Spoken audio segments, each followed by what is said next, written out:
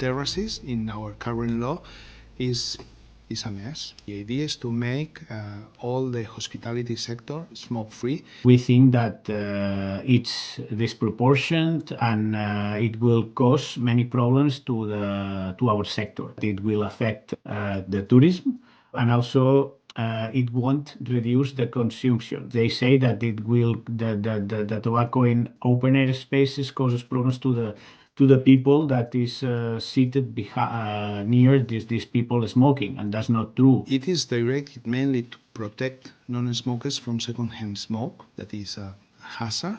It is proven that it has an impact in the health of non-smokers. This proposal proposed to ban the non-tobacco and non-nicotine products, and it's like surrealist. One of every two young people have taken these vapors and e-cigarettes. Young people start with vaping and then enter into tobacco because they become addicted to nicotine.